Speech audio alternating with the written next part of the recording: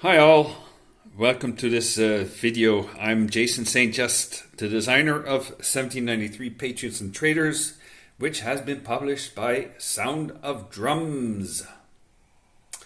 Just recently I was contacted by somebody on Board Game Geek saying, hey Jason, could you give a quick run through of what to expect from the first expansion, 1795, the Thermidorians.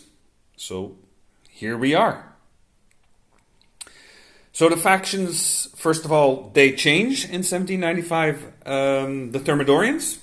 So the moderate Girondins are now the moderate Thermidorians. The Feuillants will be considered as the conservatives. The Jacobins remain. And the Cordeliers will be known as the Sans-culotte faction. What is another difference in a short nutshell? Obviously, Robespierre, Saint-Just, Georges Danton, Philippe Ronsin, Philippe Égalité, Vergniaud, Brissot, all those leader cards will be taken out of the game. So they are guillotined, so they can't play a role anymore, which is obvious. And also some laws will also be taken out of the game, such as the execution of Marie Antoinette, the trial of Louis XVII. They have been sent to the guillotine, so we can't send them to the guillotine for a second time. So this is the starting setup. As you can see, the Thermidorians have the lead in the National Convention. And as you can see also, there are quite a lot of influence cubes in the conciergerie. The Thermidorians have a slight advantage at the start of the game. As you can see, they own the majority of the Paris board. They are the heroes that brought down Robespierre, because otherwise they would have lost their heads themselves, and they want to scale down the so-called terror. They will try to maintain the power for 16 rounds until the Directory takes over the government. So the game takes 16 rounds until Brumaire 1795.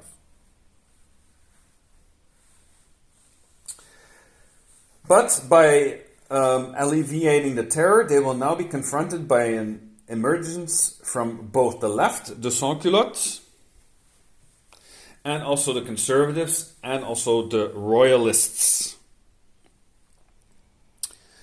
Both of these political factions have the possibility to end the game prematurely in the Thermidorian expansion. The Sans-culottes, by managing to pass the law, the Constitution of 1793,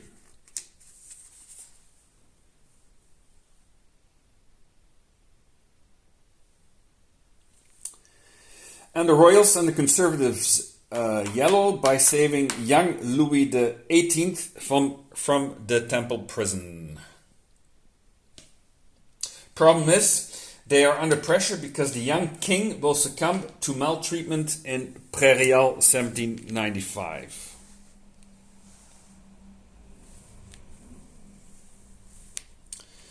So the Royalists and Conservatives don't have the time on their side, so they're going to have to handle. They're going to have to work pretty quickly. So, furthermore, what's another big difference? As you can see, all the factions, they start only with 5 influence at the start of the expansion. But as you have seen, there are quite a lot of influence cubes in the conciergerie. So once you can free those, then you'll have extra influence. But then there's another problem. In the 1795 Thermidorian expansion, you can only have a maximum of 5 law cards all throughout the game. And as you can see at the start of the game, there are 7. So this means in order to pass a new law, such as open the prisons, you're going to have to first take away 3 laws.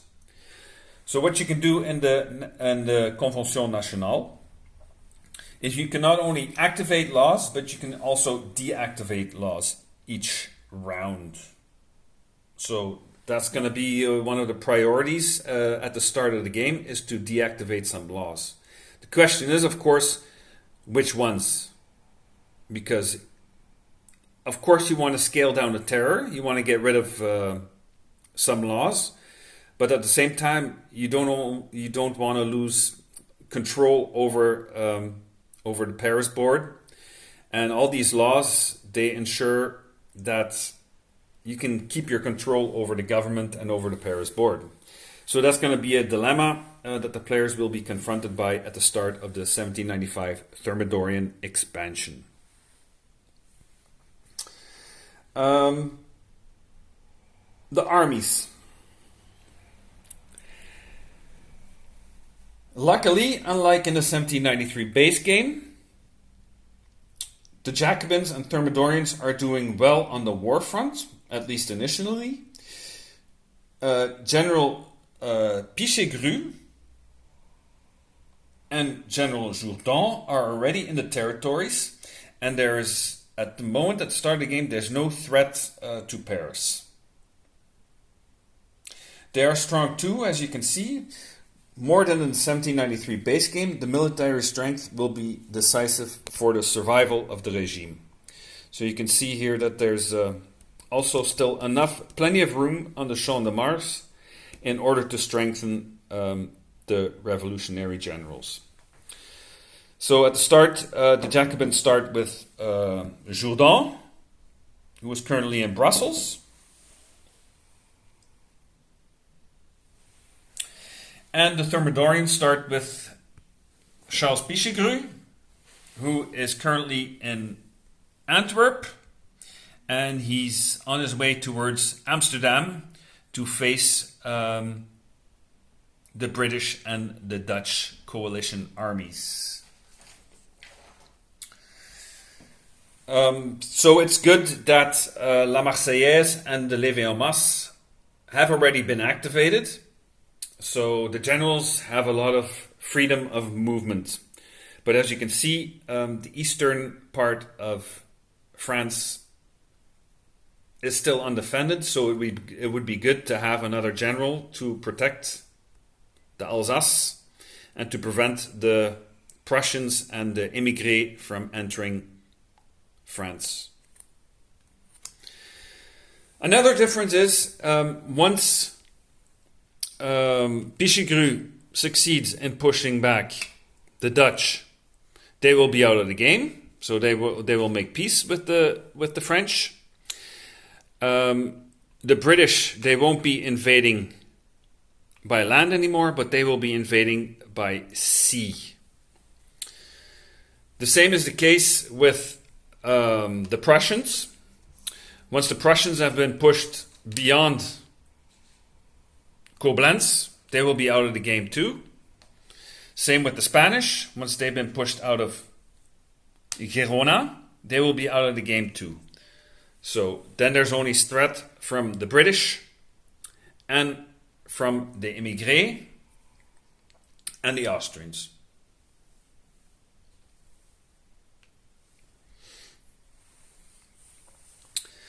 How will the British and the immigrés be able to enter France? By the provinces. Well, every time when there's a Royalist cube on the coast, then the British will be able to enter from the west and also the immigrés. So this is actually to reenact the Quiberon Bay expedition in 1795. So that's that. Another point of attention is our good friend Charles Pichegru. As you can see, he has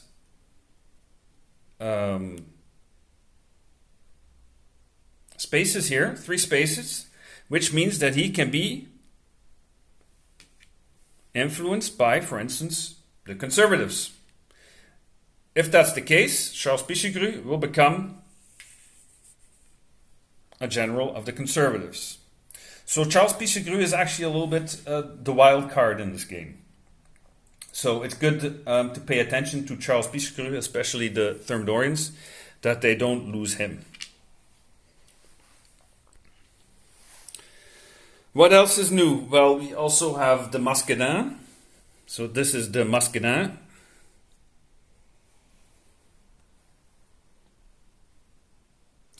The Muscadin meeple.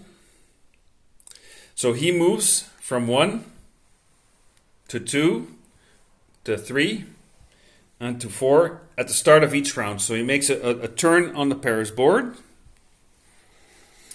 But when he's on an area, for instance, he's now on a faubourg, then the Jacobins and the Sans-culottes cannot alter that area anymore. So they can't place a cube on the faubourg, and they can't take away, for instance, the Reds, the ultra-radicals cannot take away a blue.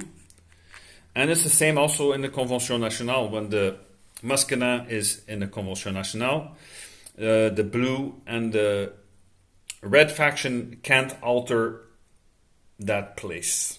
Of course, the yellow and the Thermidorians can, because the Muscadins were kind of the, how should I say, they were the jeunesse dorée, and they were no fans of the radicals. In other words, the Jacobins and the Sans-culottes will have to play the game smartly in order to win. Then we also have the solitaire and the two-player variant. What's the changes there? In the solo and two-player variants, it actually plays the same as a 1793 base game, with the following changes. In the solo, the player will automatically be playing the Thermidorians, trying to hang on to the power for 16 game rounds. The Royalists also play an important part in the game, so they will also be present on the board. The player boards cannot be influenced in the expansion. Instead, if a flipped card does not show the matching faction symbol, say for example, the Sans-culottes flips over military offensive. As you can see, there's no faction symbol of the Sans-culottes beneath there. That will mean that a Royalist influence will be placed on the least radical of the faction symbols. So say for example, the Sans-culottes faction NAF flipped this card. A Royalist influence will be placed on the France board.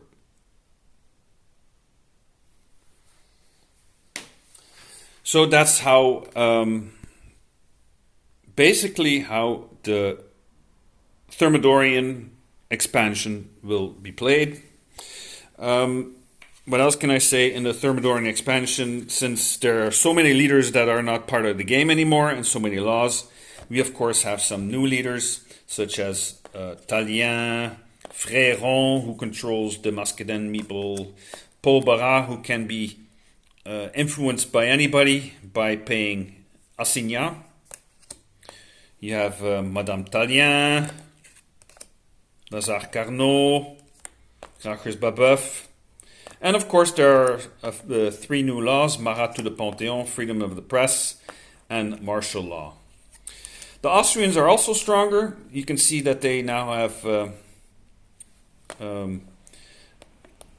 the